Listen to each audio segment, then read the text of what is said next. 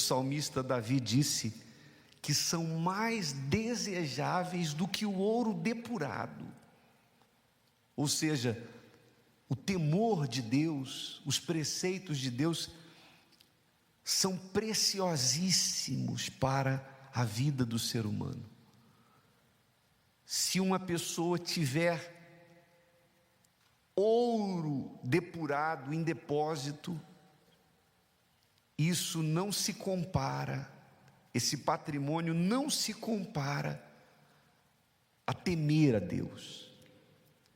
Nós estamos falando nesse mês de julho sobre o espírito do temor, que são uma das 7 manifestações do Espírito de Deus. Quando o Espírito Santo vem sobre uma pessoa, ela passa a ter temor do Senhor, que não é medo, não é medo de Deus. Esse temor do Senhor refere-se a um zelo para com as coisas de Deus, refere-se a um respeito para com as coisas de Deus.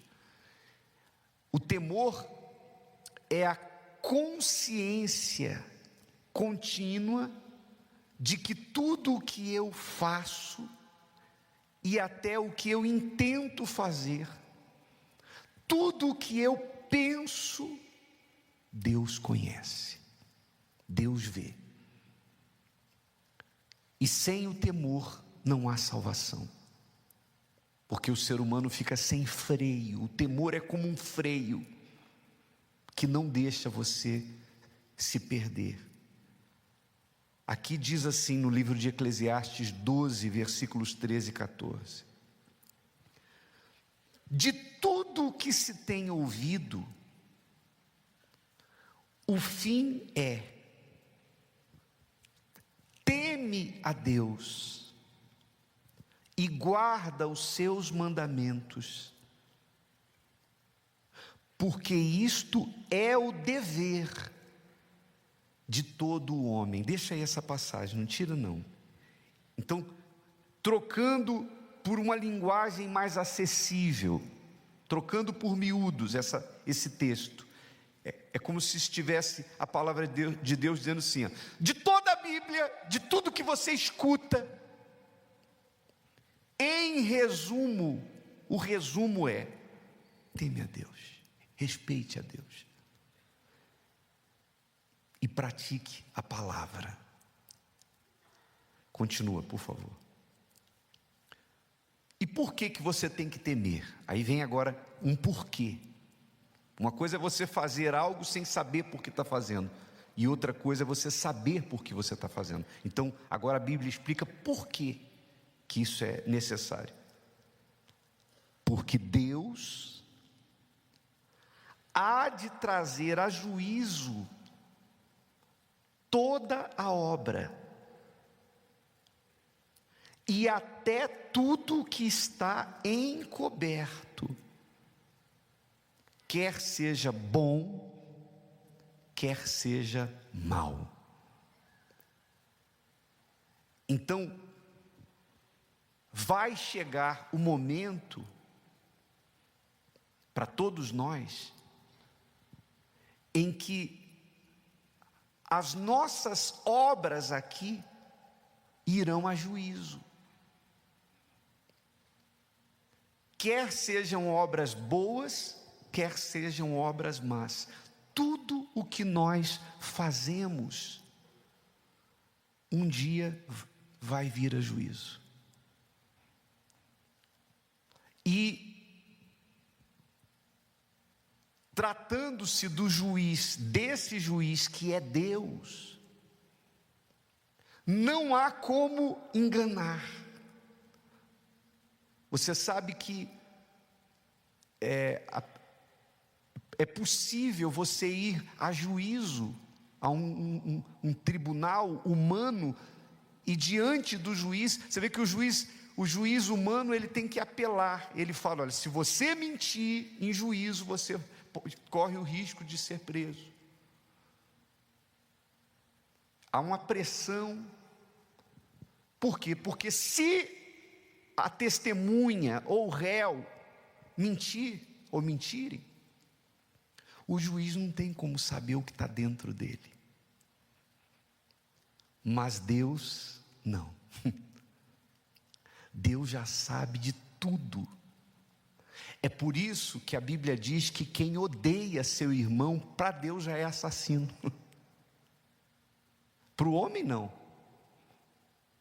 Ninguém vai a um tribunal humano porque falou assim: eu queria que fulano morresse. Você não vai preso por isso. Você não vai ser condenado por isso. Você vai ser condenado se você matar. Mas a Bíblia diz que aquele que odeia o seu irmão já é assassino. Se um homem desejar uma mulher ou olhar para uma mulher com um olhar impuro, Jesus diz, já adulterou. Porque as coisas para Deus não contam, não passam a ser conhecidas quando nós falamos, ou quando nós agimos, ou quando nós fazemos. Deus conhece tudo na origem. Você sabe que todos nós temos dentro de nós uma área privativa. Cada um de nós tem dentro de si uma área privativa, que é a nossa mente. Ninguém entra,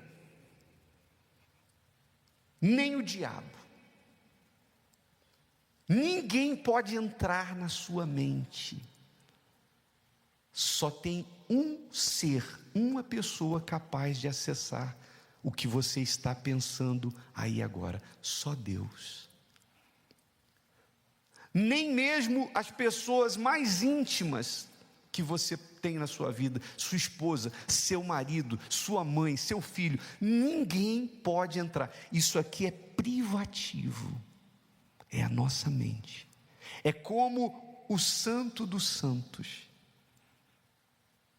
Tem um hino que diz, com base na Bíblia, tem um hino que diz, no Santo dos Santos, a fumaça me esconde, só teus olhos me veem. Lembram dessa canção? Então, no Santo dos Santos, porque quando o sumo sacerdote, ele entrava no Santíssimo Lugar, além do véu, era só ele e Deus. Ele não podia levar a esposa, o sumo sacerdote não podia levar a esposa dele, ele não podia levar o filho dele, ele não podia levar um sacerdote amigo. Quando ele entrava no Santíssimo Lugar, era sozinho. Era uma vez no ano e sozinho. E ali dentro, ele só tinha sobre ele o olhar de Deus e mais nada. Por isso, antes de entrar, ele tinha que refletir, ele tinha que se avaliar, ele tinha que pensar muito bem, ele tinha que estar consagrado, ele tinha que estar em santificação, porque ele ia entrar na presença do Santíssimo, do Deus Todo-Poderoso. Então ele tinha que estar muito bem preparado para aquela ocasião. Então hoje, a nossa mente, ela pode ser esse lugar santo, esse lugar onde há temor, santidade, reverência, humildade. Você pode fazer da sua mente um céu, e ali é você e Deus. Você sabe que as pessoas hoje em dia, elas buscam aparentar, principalmente no meio religioso, e isso pode acontecer dentro, inclusive na Igreja Universal. As pessoas se preocupam em aparentar a santidade para as outras pessoas, porque há uma preocupação com a reputação diante dos homens. O que vão achar? O que vão pensar? Então, do lado de fora, a pessoa mostra uma coisa para as outras pessoas, ela se preocupa que as outras pessoas É por isso que Jesus falou que quando você for dar oferta, uma mão não veja o que a outra fez. Quando você for jejuar, não toque trombeta, a Bíblia diz. Sabe, a pessoa está jejuando e chega perto da outra e fala: ai, está uma guerra hoje, abriu um jejum, olha, não está fácil. Porque Jesus disse que se você tenta aparentar as coisas para o homem, porque você está preocupado com a avaliação do homem e a sua reputação perante o homem, e o homem te louvou, então você já recebeu recompensa, não precisa nada de Deus. Mas as coisas devem ser feitas,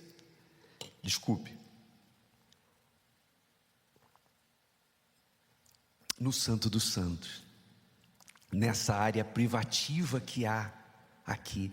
Ali é você e Deus. Amém, pessoal? Você pode ter uma boa reputação aos olhos de todo mundo, ganhar elogios de todo mundo, mas se aqui dentro você não está bem, você não vai ter paz. Você não vai ter paz. Aliás, você não vai ter fé. Porque se você não teme a Deus, você nem crê em Deus. Você sabe que o incrédulo, o ateu, ele luta com todas as suas forças para negar a existência de Deus. Deus não existe. Os cientistas tentam provar que tudo que está aí nasceu de uma explosão. Às vezes é até, meu Deus do céu, como é que pode?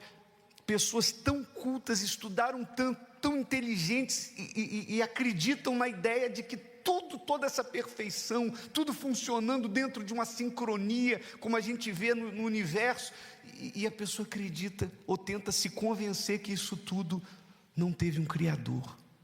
Mas sabe por que não quer assumir que foi Deus que criou? Porque se assumir que Deus criou, assume que Deus existe. E se assumir que Deus existe, vai ter que assumir que tem que prestar contas a alguém. E o ser humano não quer prestar contas. Ele quer fazer o que dá na telha. Ele quer viver à vontade.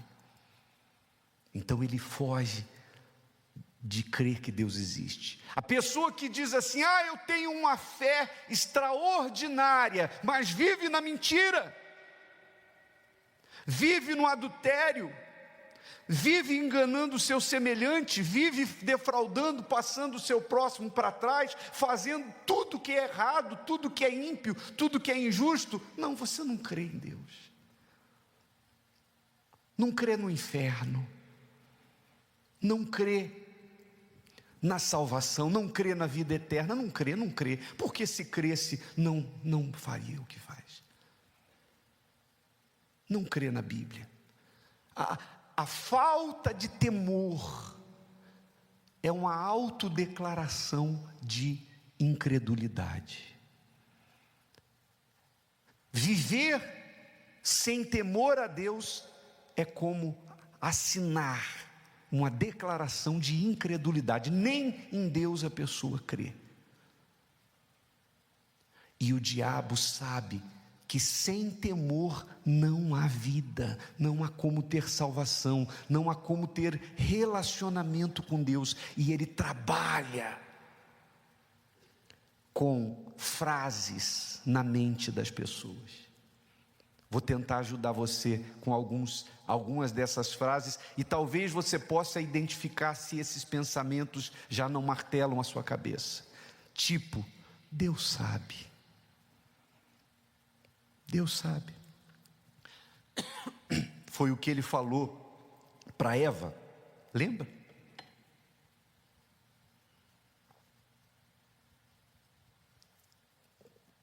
O que Deus falou para vocês? O que Deus falou para vocês? Ele disse. E Eva falou: não pode, daquela árvore ali a gente não pode comer. Deus sabe que não é bem assim. Quando você comer, você vai ser igual a Deus. Então, o diabo trabalha com Deus sabe. O diabo trabalha com ninguém está vendo. Ninguém está vendo. Ninguém vai saber. O diabo trabalha com só essa vez. Só essa vez. Ninguém está vendo, ninguém vai saber, é só essa vez. São frases que o diabo trabalha. Mas Deus sabe. Deus conhece. Você vê que quando Adão pecou, Deus foi lá e o visitou, mas não o encontrou, ele estava escondido. Como se pudesse alguém, como se alguém pudesse se esconder de Deus. E aí Deus pergunta: Adão, onde você está, Adão? Como que você não soubesse? Não, é que eu ouvi a tua voz e eu tive medo e me escondi. Teve medo porque estava com culpa no cartório. E aí me escondi. Não tem como se esconder. O salmista Davi, que teve uma experiência amarga com o pecado, escreveu no livro dos Salmos: se eu subo até o céu, lá tu estás. Onde me ausentarei do Senhor? Se eu vou até o abismo, lá tu estás.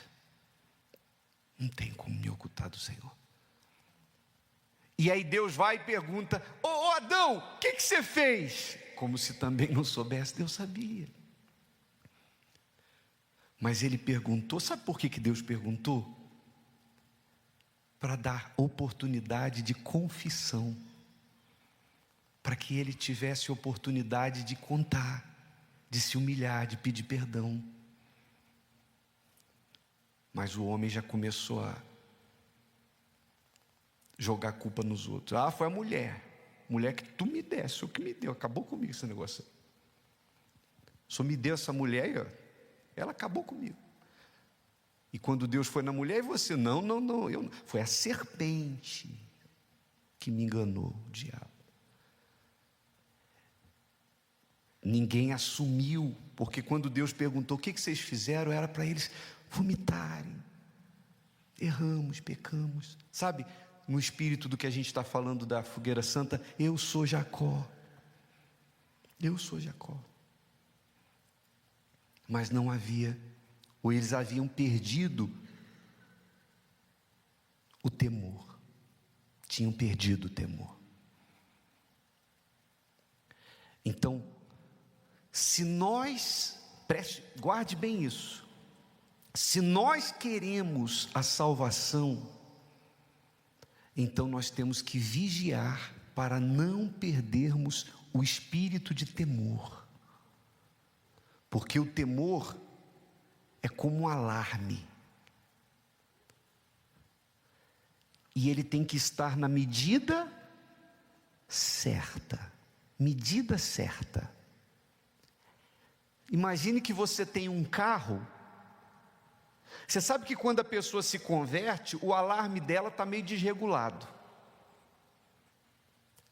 É normal para quem está iniciando na fé, o alarme dela, o alarme do temor dela, está meio desregulado, e aí dá um pouco de trabalho. Sabe o que é o alarme meio desregulado? Imagina você tem um carro que tem um alarme muito sensível. Aí você coloca o carro na garagem, vai dormir à noite, aí passa um caminhão na rua. Só do caminhão passar, o alarme do seu carro já pi, pi, pi, pi, pi, pi, pi. Aí de madrugada você tem que levantar lá para ir com o controle, para desligar. E não tinha ninguém roubando nada. Não tinha invasão nenhuma. Mas é que ele está muito sensível. Então tem gente que a consciência dela é assim. Ela está começando na fé. Ela fica assim, qualquer coisinha, ela já fica: pequei, errei. Ô pastor, é que eu só pensei isso. Está errado, eu vou para o inferno. Isso. Você tem que ficar, é criança, você tem que falar: não, isso aí é bobagem. A pessoa fica com aquelas perguntinhas bobas, infantis, mas é porque ela está com excesso de temor. Então ela fica com a consciência, o alarme dela é até sensível demais. Qualquer coisinha ela já está procurando alguém: ô obreiro, ô levita, me ajuda, vem cá, isso é pecado, eu fiz isso. Eu falei, coisinhas assim. Mas também tem gente que o alarme dela está desregulado para o outro lado. E normalmente isso acontece com os que são antigos, quem tem muito tempo de igreja. Sabe aquele alarme que é o contrário? Ele não dispara nem com um ladrão entrando. A sensibilidade dele está tão ruim que nem roubando o carro. A pessoa vai lá e não disparou o alarme, não. O carro estava aqui, levaram embora, não disparou o alarme. Não está funcionando mais o alarme. Então tem gente que já está corrompida e ela já, sabe, ela faz tudo que o incrédulo faz. Mas na cabeça dela diz, tem problema não. E ainda tem uma frase que o diabo usa muito. Essa é uma das mais bem sucedidas frases de Satanás. É a graça de Deus. Você está na graça. E aí a pessoa tolera tudo, aí ela, isso não tem problema, aquilo não tem problema. Aí quando vê, ela é uma pessoa que vive na mentira, ela já está traindo e não tem problema, ela já está enganando o próximo e não tem problema, ela está defraudando o seu semelhante e não tem problema, não tem problema, não dispara mais, acabou. É como aquele dente que não tem mais raiz, já fez canal. Você pode jogar água fria, pode jogar o quente, pode fazer um tratamento no dente sem anestesia. Já morreu a raiz, não sente mais nada. Aí fica complicada a situação. É por isso que a Bíblia diz que é quase impossível, ou impossível renovar para arrependimento aquele que perdeu o temor, que desprezou as coisas espirituais. Aquela pessoa que já, sabe, para ela tanto faz como tanto fez. Então que Deus tenha misericórdia de nós, porque nós temos que guardar o temor. Amém, pessoal? O tempo passa, você amadurece na fé, você se torna uma pessoa, um ser humano mais maduro, você se torna mais maduro nos seus conceitos espirituais, mas uma eterna criança quando o assunto é temor do Senhor.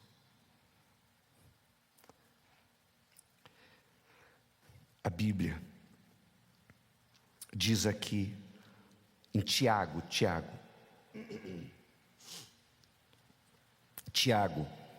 capítulo 2, versículo 19, está escrito assim, Tiago disse assim, tu crês que há um só Deus?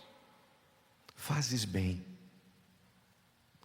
Também os demônios o creem e estremecem. Os demônios também, porque às vezes a pessoa diz, mas eu creio em Deus. Isso aí, os demônios também creem.